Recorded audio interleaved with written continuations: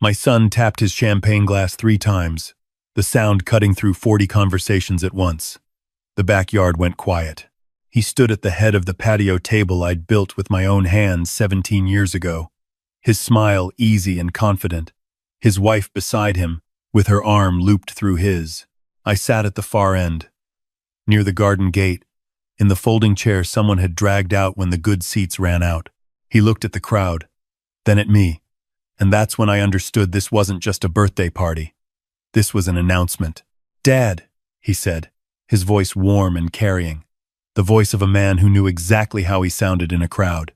"We want to thank you for everything, for this house, for this yard, for making all of this possible." Everyone turned toward me and smiled. I smiled back. My hand rested in my jacket pocket, fingers touching the edge of an envelope I'd sealed that morning. I should go back 3 months. That's where this really started. My wife passed in the spring of 2021, 2 weeks before our 38th anniversary. Pancreatic cancer. Swift and merciless. The kind that gives you just enough time to say goodbye, but not enough time to make peace with it. After she was gone, the house in Tampa felt like a museum. 4 bedrooms, a screened lanai, a backyard with a brick patio I'd laid myself during a summer I still remembered as the happiest of my adult life. We'd raised 2 kids here. I'd finished 26 years as a structural engineer here, retiring at 59 with a pension solid enough to carry me comfortably into old age. The house was paid off. My savings were healthy. My life, on paper, looked like a man who had done everything right. The problem with doing everything right is that some people look at it and see an opportunity. My son moved back in August of last year with his wife. Their apartment lease in Orlando had ended, he said. The company he worked for was restructuring, he said. Just a few months until things stabilized. I said, of course. He was my son. His wife had always been pleasant enough at holidays. A little quiet, a little watchful, but I'd never had reason to think anything of it. I made up the guest room, the large one with the ensuite bath, the one his mother used to call the company room because she always kept it perfect for visitors. Within 6 weeks, her parents had arrived. It happened the way these things always happen, gradually and then suddenly. First, it was a weekend visit that stretched into a week. Then a second week, because her father's back was acting up and the drive to their place in Gainesville was too long. Then boxes appeared in my garage. A second car in my driveway. Toiletries spreading across the bathroom counter I hadn't shared with anyone in 3 years. I told myself it was temporary. I told myself this was family, and family meant accommodation, and accommodation meant patience. I'd spent 26 years managing construction timelines and difficult clients and material shortages. I understood the value of waiting something out, but there is a difference between patience and willful blindness, and I had been walking that line without realizing it. The night I understood the difference was a Wednesday in early October. I'd driven back from dinner with an old colleague, earlier than expected, and parked down the street out of habit, the same habit I'd developed over decades of coming home late and not wanting to wake the kids. The kitchen light was on. I could see movement through the window. My son, his wife, and her parents at my kitchen table. Normal enough, except for the folder spread open between them and the way her father was pointing at papers with a pen. I stood on my own lawn, in the dark, watching. I couldn't hear the words, but I'd spent enough years reading rooms and reading people to understand the body language. My son nodding slowly, seriously. His wife marking something with a highlighter. Her father speaking with the authority of a man outlining a plan, not discussing one. Her mother, with a legal pad, writing. I went back to my car and sat for 20 minutes before I went inside. They were in the living room by then, watching television, relaxed. The folder, nowhere in sight. My son asked if I'd had a good dinner. I said it was fine. I went to bed and lay awake until 3 in the morning, thinking about what I'd seen. I called my friend the next day. We'd worked together for 15 years before he left engineering to go into real estate law, and we'd stayed in touch through his firm's holiday parties and the occasional lunch downtown. I asked if I could come by his office that afternoon. I laid it out for him the way I'd always presented project problems. Facts first, assumptions second, questions third. He listened without interrupting, which I always appreciated about him. When I finished, he turned to his computer and pulled up county property records. "You're the sole owner," he said. "Clear title, no liens, no co-ownership of any kind. You bought it in 2004 for $312,000. Current assessed value is just over $600. I wrote that down. "They have no legal claim," he continued. "They're guests. In Florida, after 30 days of continuous occupancy without a written lease or rent payments, they become tenants at will. You can terminate that with proper notice, but you have to follow the statutory process." "How long?" 15 days for tenants at will if they're not paying rent. After that, you file with the circuit court. If they contest, it can stretch to 60 days. But with proper documentation and no lease agreement, it's airtight. I wrote that down too. That afternoon, I went to my bank. I'd added my son to a savings account 4 years ago, after his mother got sick, because I'd wanted someone to have access if something happened to me. Emergency access. The same reasoning a lot of fathers use and a lot of sons test. The account manager, a young woman with the practiced sympathy of someone who'd seen this before, pulled up the transaction history. She scrolled through it quietly, then turned the screen toward me without comment. 11 months of withdrawals. Cash transfers, retail charges at furniture stores, restaurant bills. 2 charges I recognized as airline tickets to Cancun, 1 to a resort hotel in Clearwater Beach. Total across 11 months, $63,400. I asked her to print the statement. She printed it without another word. Outside in the parking lot, I sat in my car and did the math I hadn't been willing to do before. 6 people were living in my house, eating food I paid for, running utilities I paid for, driving on the property I paid for, and spending the money I had set aside for the emergencies that come with being 63 years old. And my son had invited them all in and told them to make themselves comfortable. I thought about my wife. She had always said my patience was my greatest strength and my worst weakness, depending on the day. I thought she was right about both. I drove home. I smiled at everyone at dinner. I listened to her father tell a long story about a property dispute he'd once won that I was now certain contained an embedded message. I went to bed and lay awake again. But this time I wasn't confused. I was planning. The thing about working in structural engineering for 26 years is that you understand load-bearing systems. You understand that a structure can absorb stress up to a certain point, and that beyond that point, the failure is sudden and total. You also understand that if you know where the failure is going to happen, you can control it. You can choose the moment. You can make sure it happens on your terms, not under its own weight. My son's 40th birthday was 6 weeks away. He'd been planning a party at the house for months. 40 guests, a catered spread, a tent in the backyard, the whole production. He'd asked me early on if I'd help with the cost. I'd said yes. I'd meant it. I still meant it, for reasons that had nothing to do with celebrating him. I spent those 6 weeks quietly and methodically. I met with my friend twice more, reviewed the eviction statute, had him draft the formal notice with the correct statutory language. I visited 3 neighbors on my block, people who'd watched the past year unfold from their front porches and driveway conversations. All 3 had observations. One had seen her father berate me in my own driveway over the thermostat, loudly enough to hear from the sidewalk. Another had watched me carry my own groceries past the car my son had borrowed indefinitely and never returned. The third, a retired schoolteacher who'd known my wife, sat across from me at her kitchen table and said, "Raymond, I've been waiting for you to do something about this for 6 months." I asked if she'd be willing to put it in writing. She said she'd been hoping I'd ask. I filed the eviction notice with the circuit court on a Monday morning.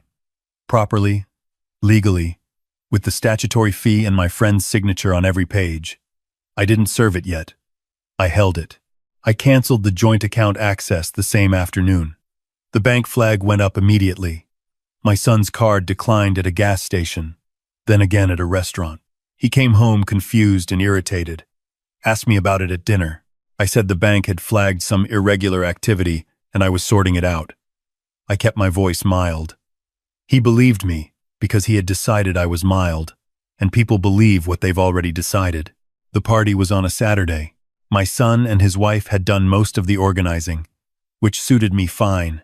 40 guests, mostly their friends, a few of my old colleagues I'd invited specifically, people who knew me and who I trusted to be witnesses to a thing that needed witnesses. Catering from a local barbecue place, tables set up across the patio and lawn, string lights in the oaks. It looked like a celebration. It was a celebration, just not the kind anyone expected. Her parents had been more aggressive in the preceding weeks. Her father had started referring to the house as our place in casual conversation, correcting himself only when I looked at him directly. Her mother had rearranged my kitchen cabinets without asking, and referred to the living room furniture as what we'll replace eventually. My son had said nothing each time. His silence had told me everything I needed to know about who he had become in the past year. The party started at 5. By 7, the yard was full and warm, the way a good summer evening in Tampa settles in. Thick air, but with enough breeze off the bay to make it pleasant. I sat near the garden gate, at the edge of the gathering, watching it the way I'd watched 100 project meetings before making a decision. My son worked the crowd effortlessly, the way he always had, easy and charming. His father's son in the ways that had made me proud, and it turned out, in the ways I hadn't noticed until now. His wife stood close to her parents, the 4 of them, a small island of consultation in the middle of the party, leaning in, nodding, checking something on her phone. I watched her father glance toward me twice. Both times I looked back at him and smiled. Both times he looked away first. At 7:30, my son picked up the champagne flute someone had placed near the speaker and tapped it 3 times. The yard quieted. He began with the gratitude. For the house, for the yard, for making all of this possible. Everyone turned and smiled at me, and I smiled back. My hand was in my jacket pocket. Then he said it. Dad, I think we all know this house has been a second chance for a lot of people who needed it, and I think it's time we made that official. He looked at his wife, who nodded. Her parents nodded too, like they'd rehearsed it. Maybe they had. We've been talking about the future, about stability, about making sure the family has a foundation, and Dad has agreed, in principle, that transitioning the house into a joint ownership arrangement makes the most sense at this stage. The yard had gone quiet in a different way now. Not party quiet. Something uncertain. People looking at each other. My son looked at me across the crowd. Dad, we're grateful. Really. And we just want everyone to know that this is what the family decided together. I let the silence sit for exactly 4 seconds. I counted them. Then I stood. I buttoned my jacket the way I'd buttoned it for 26 years before walking onto job sites, calm and deliberate. I walked from the garden gate to the patio where my son was standing, and I was aware of every eye in that yard tracking my path. 40 people watching an old man walk toward his son, not sure yet what they were about to see. I stopped 3 feet from him. I took the envelope from my pocket and held it between us. Open it, I said. My son looked at the envelope, then at his wife, then at me. A small smile was still on his face, the one you wear when you think you're still in control of the situation. He took the envelope. He opened it. He unfolded the first page. The smile changed. The first page was the bank statement. $63,400 in withdrawals. 11 months. Each line item printed clearly. Several circled in red. His wife leaned in and looked. The color left her face by the 3rd line. What is this? He said quietly. Keep reading, I said. The second page was the property deed. Hillsborough County, recorded 2004. Sole owner, my full name, no co-signatories, no trust, no joint arrangement of any kind, current and unencumbered. I'd had my friend add a cover note. This property has never been subject to any verbal or informal agreement regarding transfer of ownership. Any such claim would have no legal standing. My son looked up from the page. The smile was gone entirely. The 3rd page was the account closure confirmation, dated 3 days prior. Joint access terminated. Notarized. The account now in my name only. The 4th page he read twice. I watched his hands. It was the eviction notice, filed with the circuit court, proper statutory language. All 6 occupants named by their legal names. 30 days to vacate the premises. Attorney signature at the bottom with the court stamp. Dad. His voice had dropped to something almost inaudible. What are you doing? I kept my voice level and clear, the way I'd learned to speak on job sites over ambient noise. The way you speak when you need everyone in the vicinity to hear you accurately.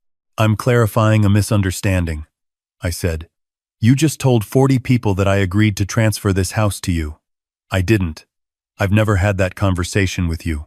What I did agree to was emergency account access, which you used to take $63,000 for furniture, restaurants, vacations, and living expenses. I paused. I also agreed to let you stay here temporarily while you got back on your feet.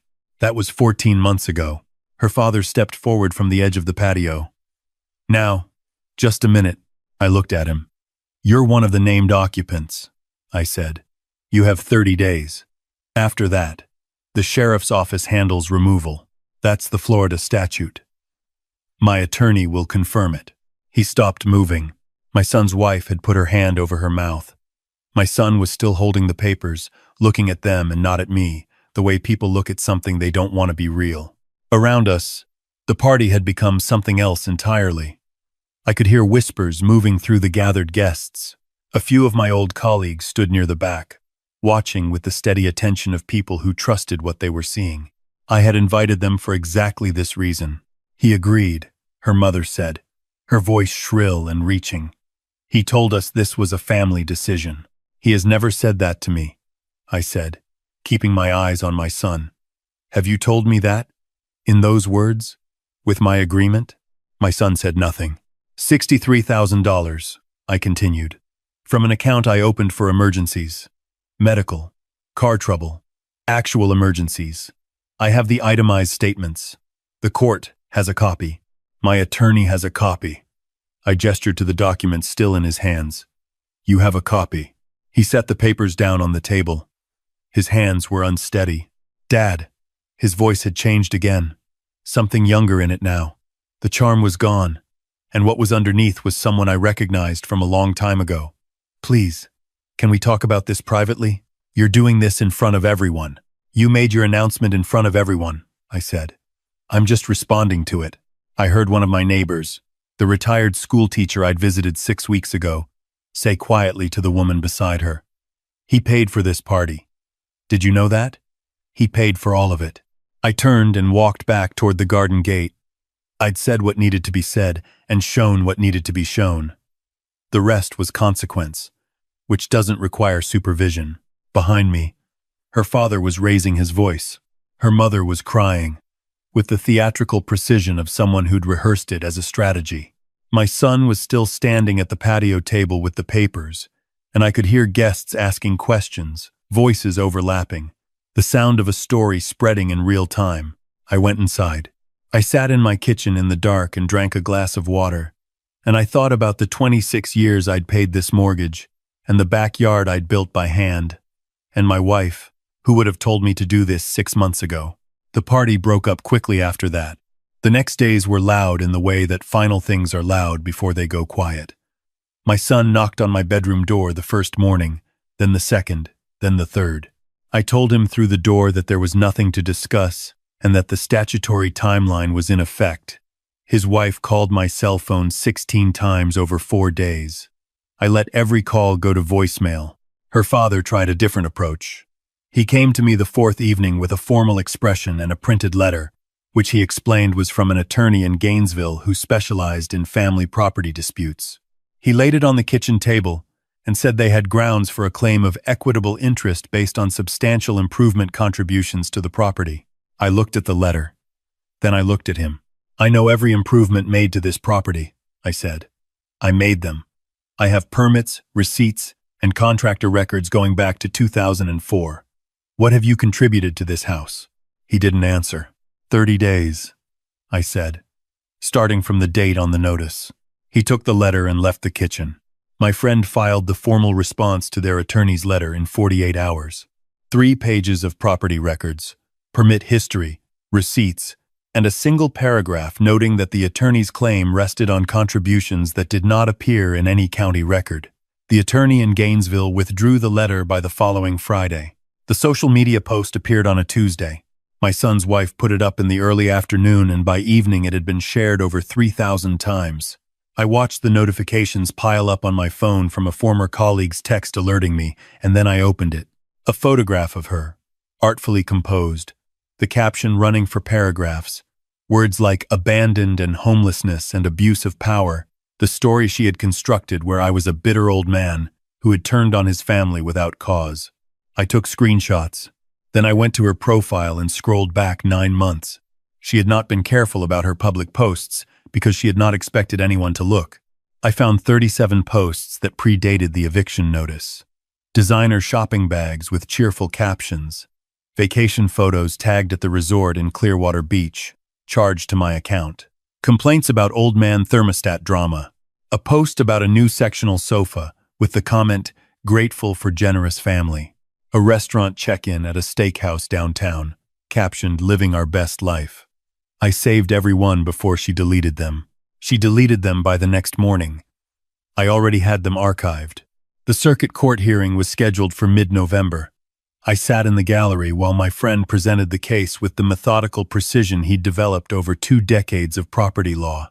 He placed the bank statements on the evidence table. He placed the social media screenshots beside them. The cheerful posts that predated the eviction, the same posts that had now been deleted from the profile currently claiming poverty and abuse. He placed the 3 sworn neighbor statements, each one describing specific incidents of verbal disrespect witnessed independently. He placed the property deed, unambiguous, unencumbered, 20 years of sole ownership. The judge was a careful man, methodical, the kind who reads everything before opening his mouth. He looked through the documentation for a long time before looking up. "Counselor," he said to my son's wife's attorney, "your clients claim equitable interest and hardship. The documentation I'm looking at shows 2 years of discretionary spending on the plaintiff's accounts." He held up one of the bank statement pages. Vacation travel, luxury dining, retail furniture. These are not the financial records of people in hardship. These are the records of people who were spending someone else's money on their own comfort. Her attorney began a response. The judge stopped him. "And the social media posts."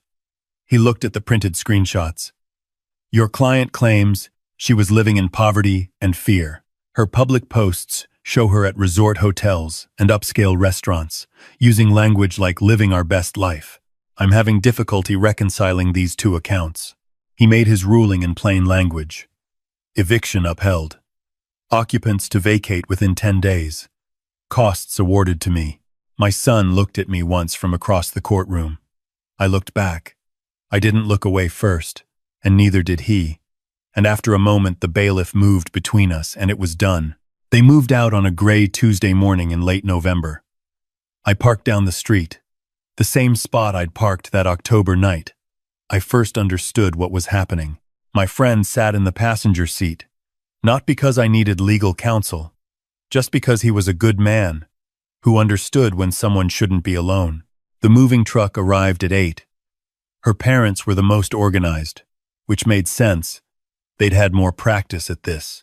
My son carried boxes with the grim efficiency of someone doing a job he hated. His wife directed from the driveway, not making eye contact with the street or with the neighbors I saw watching from 2 porches down. Her father stopped at my car window. He walked over slowly, and I lowered the window halfway. "You'll be alone," he said. "An old man in a big house. Alone. I hope you know what you've chosen." I looked at him without anger, because I didn't feel anger. "I've chosen my house," I said. "That seems right." He had nothing to say to that. He turned and walked back to the truck. My son came out last, carrying a box. He set it in the truck bed and then stood on the lawn for a moment, looking at the house. Then he walked to my car. Slowly. I didn't lower the window further. He stopped at the door and looked through the glass. I lowered the window. "Dad," he said. His voice was different from anything I'd heard from him in over a year. The performance was gone. I don't know how to explain what happened. I don't know how to explain who I was letting myself become.